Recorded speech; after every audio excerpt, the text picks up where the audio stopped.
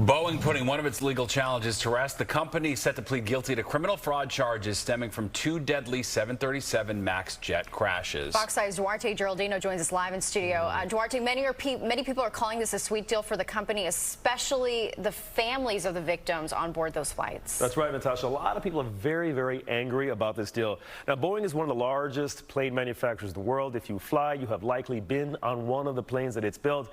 And now the U.S. government is saying Boeing pled guilty in connection to the 737 MAX plane crashes that claimed hundreds of lives. This is a huge...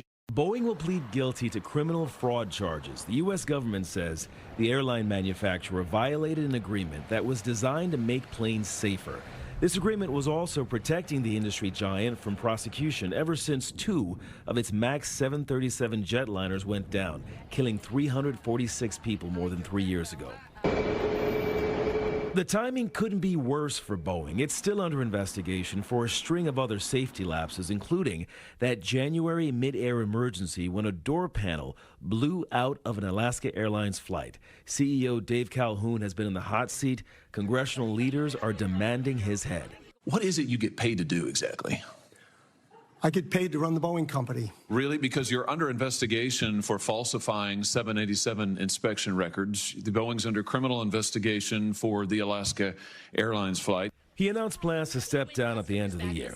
Under the terms of the proposed deal, Boeing will pay the maximum fine allowed by law, $487 million, spend another $455 million on new compliance and safety programs, agree to monitoring by federal inspectors, and have its board meet with the family of those fatal 737 crashes.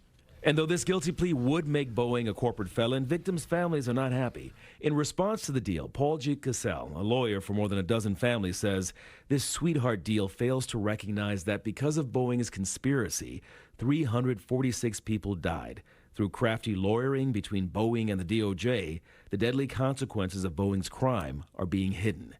They wanted manslaughter, not fraud. This deal still needs to be approved by a federal judge in order to take effect. Now, being labeled a corporate felon, in theory, could affect the company's ability to be a government contractor, but there's so much at stake, guys.